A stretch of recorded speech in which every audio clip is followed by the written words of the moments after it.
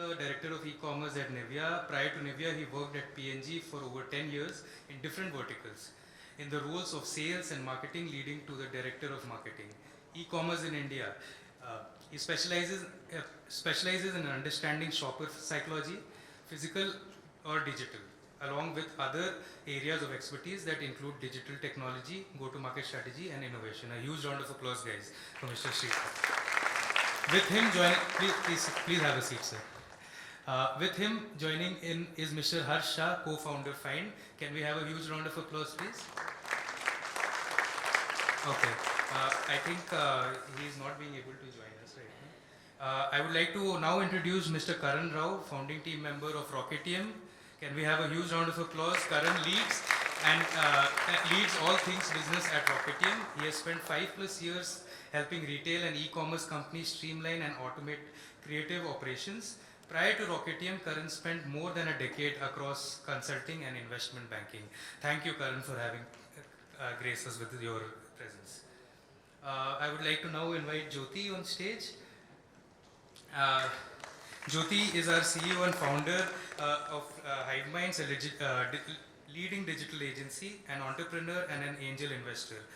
She brings expertise across technology, data and marketing through her unique opportunity to drive data within marketing. She has been the key marketing strategist and consultant for many Indian startups.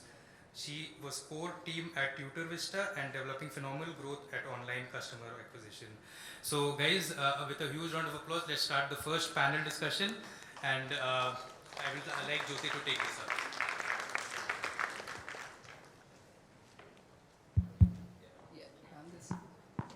Okay, hello. So the very first panel discussion of the evening, and I have exciting speakers and what more. This is homecoming for me as a tech entrepreneur, getting into unknown territory of marketing. So this is more homecoming for than the the marketing aspects of it. But the joy of it for me is it's coming together, all together with digital marketing. So thank you, Sripath, thank you, Karan, for making time this evening, for joining us, and thank you everyone who has been here and very early. I know it must have been a busy working day for all of you. I see a full room and I'm very excited to kickstart this panel. Got a chance to leave early. Yeah. But I think we have very good panels lined up all the way till 8 p.m. And you should definitely not miss that. I meant I was able to leave early from office saying that I'm... Oh yeah, I hope you had a great peek into the decade of change. It was an exciting talk by Vipul, talking about all the amazing things which are yet to happen. For me personally, the EV aspect, I mean the energy thing, was mind-blowing because we don't think all the way so much into the future that logistics will run out of fuel, right? So I think the other thing that amazed me is people had a lot of data and statistics on the screen. And I think a lot of it, I mean, research is possible, but when you say the consumer data, it's all happening because of digital. Yep. Right? It's now here and actionable. So marketing has been built on consumer research. Takes many, at least days to weeks to months. And then the consumer insight and then the action, but we in digital see it as it happens and you can act.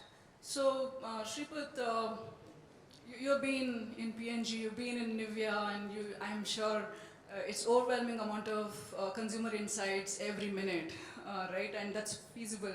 So what's something amazing that you do with all of this? No, it's an interesting point actually, which is there, and I can just go back a few years in P&G where we had stores, and we still have stores which are set up separately where we call shoppers and we call these things, and there are two-way mirrors behind which you'll have consumer work happening, and all of that will be there. You'll have the traditional models of working with Nielsen and all of these guys, and I'm gone and done all of that. That's dramatically changed now, and it's not to say that the previous model isn't there and it doesn't help. There are some things, for example, even when, for example, I'm going and doing consumer understanding of e-commerce and digital usage, etc. Nothing beats actually going and spending 5 hours in that lady's house and and understanding how they use the product and what they do as this thing. But the number of signals which have just started coming in, whether it's on e-commerce through ratings and reviews, whether it's on social media, whether it's on this thing, and there's a number of tools which have really started coming in. They started giving a lot more real-time listings. There are brands which are now built on reading signals and finding trends and creating chassis on which they'll launch products in 3 months as a result of it, which is there, right?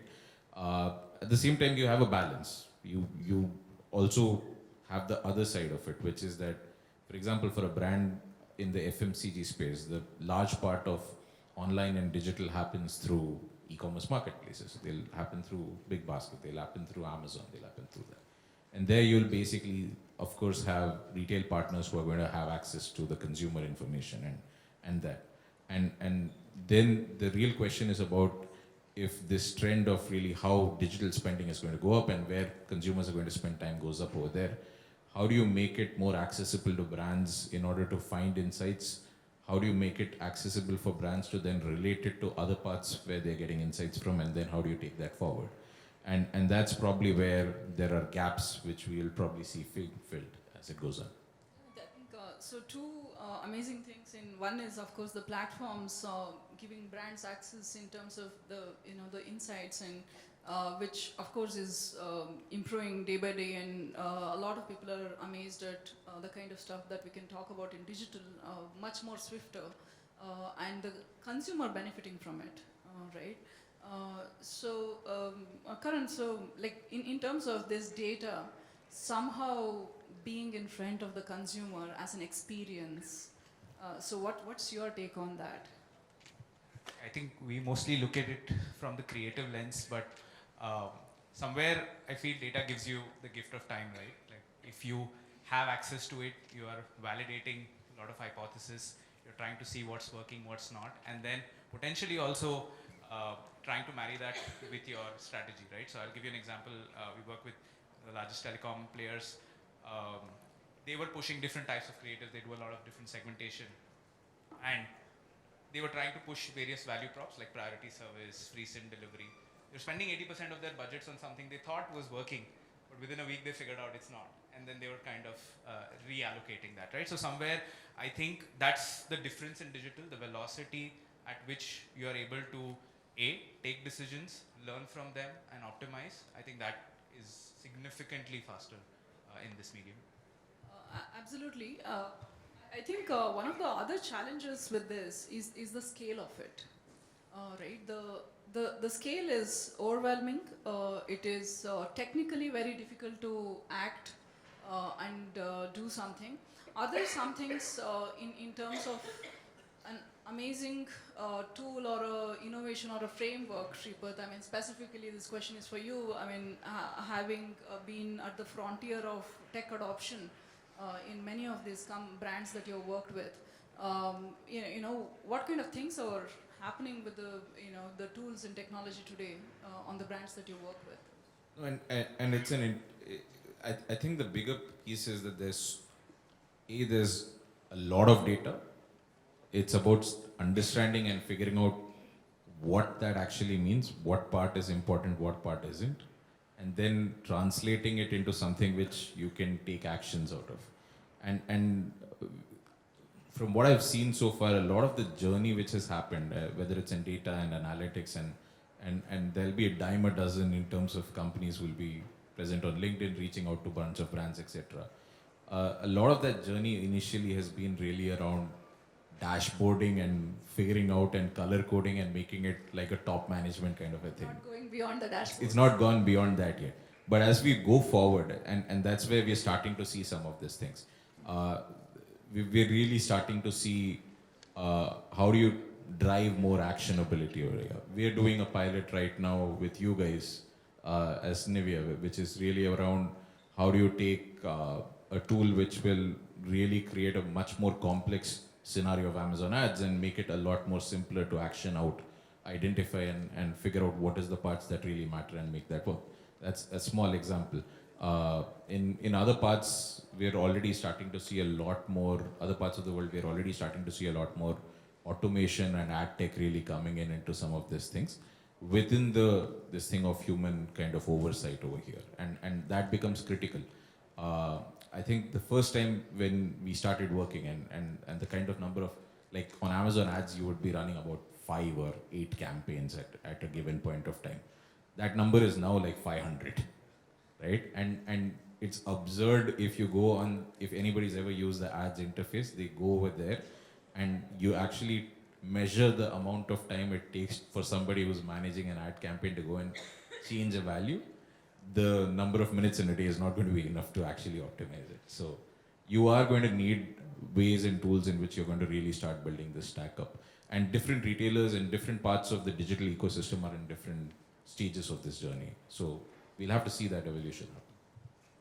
So I would like to share something we've done amazing with the data. So of course, one is the bidding engine that we have deployed for a couple of our claims. There is also something very, very close to the consumer side of it. As I think Vipul or someone mentioned, the consumer knows it ahead of time. I think you said in the context of the fans, right? We started BLDC spiking on digital first, right? I mean, the consumer is definitely digital, a premium customer. And this is like almost like three and a half years ago, and we're like, okay, this is going to be big, right? This is just not something to simply look at it as the most luxury customer or convenience option, and we're seeing a lot more searches rising up there. The other thing is also a lot of the beauty brands today are very ingredient focused. Right, and of course, you launched a whole bunch of products backed by ingredient as the primary thing, which wasn't the trend before, which was very solution focused, acne, pimple, and things, and now it's all ingredients. And many of these trends, which the consumer wants, is right there in front of us, and just for us to spot. I mean, it's always there. It was always there, and we would waiting for consumer research, and today it's like almost live. It's like which ones you take a bet on, and you start building. Yeah, and I think it's important to kind of figure out where that balance between old school consumer insighting and understanding is, and where the data and signals really go. Like digital and data and signals are giving a massive boost in terms of understanding trends, finding out things, and unfortunately, maybe for brands like us, democratizing it across for a lot of new age brands, and making life more harder for us as it goes ahead. But on the other hand, like just taking your beauty example, right? Whether it's talking about ingredient focus, or whether it's talking about K-beauty trends, or any of these things which are there. Broadly speaking, you can actually pretty much zoom back now and look with a framework that you're going to start seeing trends which are going to pop up in Korea and Japan, and maybe parts of US, which are going to be there as two inspirations for India. They're going to travel through ASEAN in a couple of years' time, and a couple of years later, they're going to end up in India over there. So it's also a bit of balancing old school understanding of consumer insight and trends and this thing and how they're traveling. And I can go back 8 years or 9 years when I was in Gillette and understand the beard trend and how that was going on. And I think that part still holds true. Absolutely. I think the mega shifts and the depth of qualitative research is uncomparable. I think that is definitely true for brands to always do a brand track, or to do consumer research, in terms of that. These are just small spikes and trends, which would have otherwise taken 6 months for many brands to watch out. That speed of data and insights also brings me to another speed, which the Gen Z and millennial are leading today, right? They're just way too impatient. And sorry guys, I think my entire team is Gen Z, so it gets very difficult. But I think they also teaches something in terms of when there is so much data and tech available, why should the experience not be personalized? All right. So again, democratizing of personalization kind of a thing. I mean, I'm of course a big store in a nice mall in the past would have customized the experience, the shopper experience, and everything. And today, at the kind of technology which is coming in, it opens up a whole lot of personalization for all of us to tap into. You're backing the big marketplaces. I mean, Rocketium is behind Amazon and Flipkart on the scale of creatives, thousands of, maybe hundreds of thousands, I don't know if you can reveal, but a few, maybe millions of creatives that go out in no time. So what's this whole unlocking of personalization that brands can look forward to? Yeah, so I think personalization as a concept has been there for a really long time, right? And everyone's trying to define it in their own terms. But honestly, now it's become a necessity more than anything, right? I think the kind of experiences that you, be it a Netflix or a Swiggy is giving you, is that it's so personalized that now that's the expectation that you have from every other brand, right? That if I'm eating a certain kind of food, please show me stuff around that. If I'm buying a certain kind of clothing, show me stuff around that, right? So I think where sometimes we come in is just trying to help take that insight, try to communicate it through visuals in whatever shape or form. But I think that's one part of it. I think broadly, this whole concept of personalization has been beaten to death. But I think today there is the information that you get from channels, there are tools, there are capabilities available for you to act on it. So if you're not doing it, I think that's an opportunity that is missed, because I think whether you like it or not, brands are speaking to customers every day. Your brands are available on different channels, etc. Now it's up to you on how you want to communicate with them and how personalized you want to make their experience. So, Sripath, on the same note, for a very large organization like Beiersdorf, right, for products like NIVEA body lotion, I mean, we all know the blue bottle, right? I mean, so iconic blue bottle. What does personalization mean in terms of shopper experience? As a collective, I specifically, I mean, Karan, of course, is technology-powered platform and tool. But from your position as part of the brand, what does personalization mean? Well, I think that's a great question, and obviously one part of it is that you don't screw with the iconic blue tin or the blue bottle as of this thing, right? So there are things, and especially for consumer goods and FMCGs, I think the consistency of having a brand and the consistency of having a certain packaging and a certain unique color and this thing that we have will be the one which is there. At the same time, I think the part that you mentioned is what is interesting, which is about the expectations changing as you go forward. Like if NIVEA and Beiersdorf in India has different consumer segments, they'll have families with kids, they'll have young working professionals, they'll have Gen Z, millennial, teenagers, let's say. The expectation of personalization is coming in over there. And the expectation is not necessarily in saying, make me a new color tin or something like that, or make me a different color bottle over there. But it's on how you communicate and how you do it. So for example, when we are working, and for the last couple of years, we've been doing this thing called Soft Fresh Batch, where we take the NIVEA Soft franchise to the Gen Z millennials of the day. And the concept over there is really on finding the next influencer among college going this thing, and helping them find a personality which they are themselves and helping them on that journey. You reach out to, and you've probably got about 150,000 entries or a couple of 100,000 entries which is there.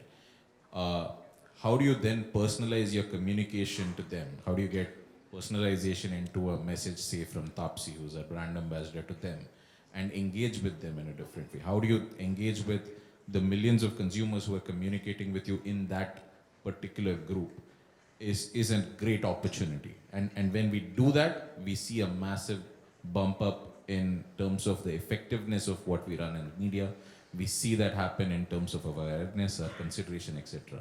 I think the opportunity is really, if we have to extend it further for that audience and for that part of this thing, how do you kind of connect the experiences? So you can do that, say, with Moj, or you can do that on Meta, or you can do that on some parts of the e-commerce piece.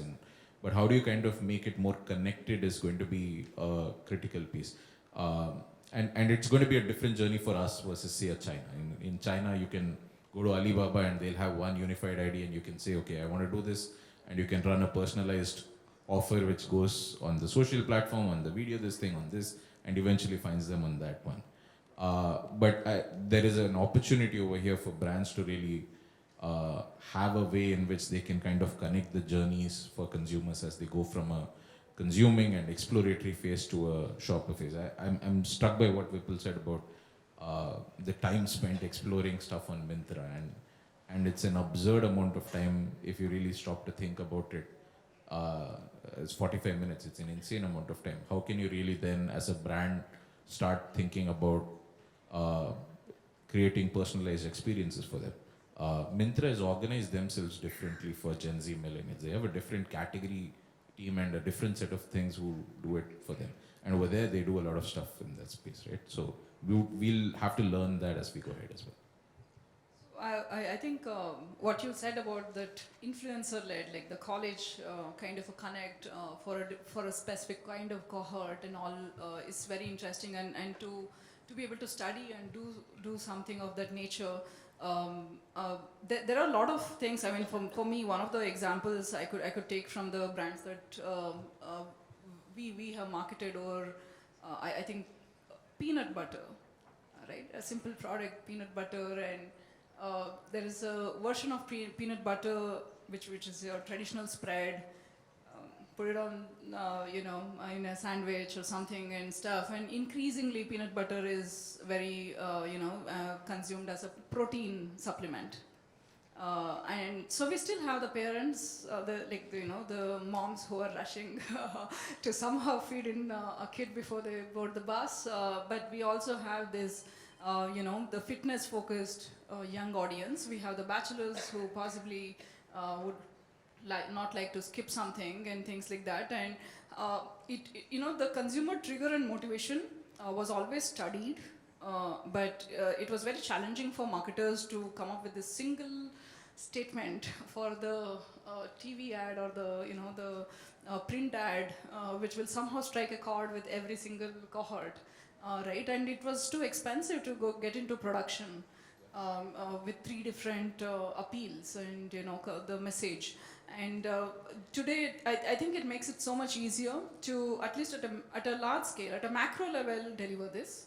And at a micro level, of course, we need to rely on some tools and everything to automate this at massive scale.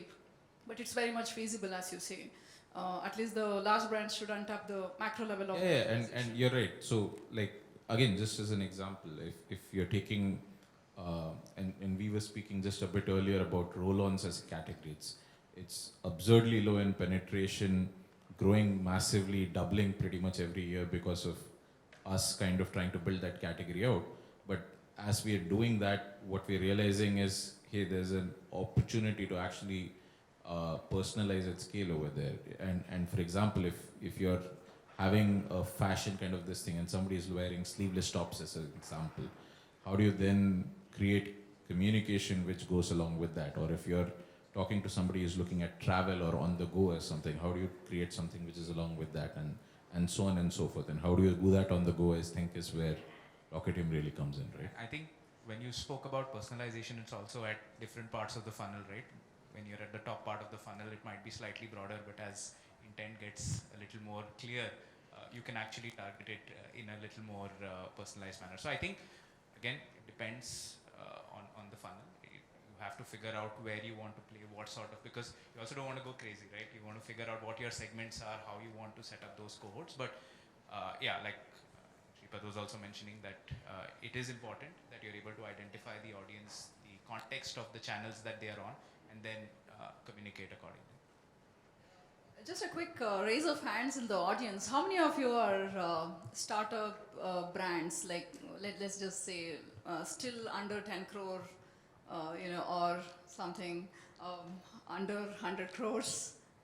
Because I think so under 100 crores we have a considerable crowd. I think we have at least 20 founders and startup people in this room right now, right? So one of the things with the enablement of what you were saying earlier, I mean, it democratizes data, and as Deepthi was presenting, the flywheel allows you to launch 500 products, somehow sell it to your core segment, right? And get the flywheel rolling. then expand it to maybe 15,000 units, and then keep growing on that base. So that's why it kind of empowers a lot of the startups, because getting into production, I mean, the tech startups are a different play. Getting into manufacturing, procurement, and producing a physical product which can be, there in your homes, for feel and touch, it was a very capital intensive thing. So was marketing. It was extremely capital intensive to get into CPG without deep pockets. So how has go-to-market strategies changed with the advent of the kind of technology that we see? I can assure you it's made life more miserable for large brands as it goes about it. No, but the reality is that I think the couple of points which you mentioned, a few points which you mentioned are the ones which stand out, right? And we've seen that shift over there. I was with P&G and it used to cost 100 million odd to put together a plant to manufacture Pampers, diapers, and you'd have pretty much a massive capex and a massive this thing which is going to be there. By the time we were around 2017, 2018, there were depreciated factories which were basically being shipped and brought from China and or being built up in India, and pretty much anybody had access to it, right? Skincare is a classic example where you'll have a bunch of brands who are going to have 3P manufacturing, 98-95% of the formulation and the chassis is going to be the same. You're going to kind of keep innovating and building out stuff around it. And I think it's going to play out. The reality is cost of entry has gone down dramatically. Go-to-market strategy has changed for a lot of brands, especially if the cost of entering a store, the cost of getting a general trade kirana guy to even consider you at the outlet versus now is dramatically different, right? And I think that plays out, of course, in new age startups and D2C brands and some of these things which is there. There is still a role to play, I think, at the end of the day, for building a large scale brand. You will need to build equity and you will need to build consistency and image and everything over time, right? And no matter how many SKUs you churn and how many these things you'll churn, there'll be a small sliver, I promise you, who are going to be the bulk of the business, and the vast majority are going to be C-class inventory, which are either going to get liquidated or going to get this thing which is going to be there. So the question really, as this plays out, is how does, for brands like us, it's about how do we kind of get better at what the new age brands are doing and be faster and be and understand consumer trends and kind of go a bit towards this, and while staying consistent to why we are successful as a large brand with this thing in terms of what we do, and vice versa for a lot of the new age brands, as they start becoming larger and larger, as they go from the 10 to 100 to 1,000 crore journey. There's a bunch of brands which can get from 10 to 100 crores. 100 to 1,000 crores is a lot harder. How do you kind of start coming a bit further towards this side and start building your brand, start building that equity, start building a more robust chassis by which you can go about it? And the answer is somewhere in between. Yeah, no, I was just adding that if you, the question around GTM, I think it's become very complex because we look at it from a lens of both marketplaces and brands. And one thing we've realized is, like I think Aditi was also saying that earlier the journey was very linear. Now it's become very iterative. So from that perspective, I think it's channels themselves are expanding. There are very niche channels which only sell beauty or only sell clothes or even sell organic beauty, right? So I think to be on those channels, there are costs associated with that. So from that perspective, I think GTM motions are becoming complex, but brands have to be present in the areas where they think their consumers are going to be there. So I think the landscape is getting a little more complex, but there are enablers out there to help. But just to end on that, I think the part which is there is the market is growing and it is large enough and it will expand enough to get everybody a slice of the pie, and then it's about who does it better, right? So I think if we go back to that GDP piece, and if we go back to how the market is going to expand in retail and non-retail, eventually I think it's going to find a certain balance. It's about who executes better and finds that balance first. So I think with that, what I might like to conclude there is when consumers, what they say, the gap between what they say and what they do, right? Whoever innovates in making it align, right, is going to win in the future. I mean, it was always the case, just that it has democratized. It's coming at a massive pace. And to be able to unlock this, we need the support of all the platforms with respect to access to this kind of consumer insights and the brands to really tap into these insights and get going swifter, with swifter actions than before. And thanks for this, a lot of insights from your experiences. And I would like to conclude this panel with that insight there, that the bridging the gap between what consumers say and do is going to be the marketer's job with tech and data, right? Thank you so much. Thank you. Thank you. Hello. Thank you so much. I would like to invite Pragya, CMO Crompton Greaves, to please hand over a token of appreciation to our panelists. Can we have a huge round of applause for Ms. Pragya? Can we have the gifts, please?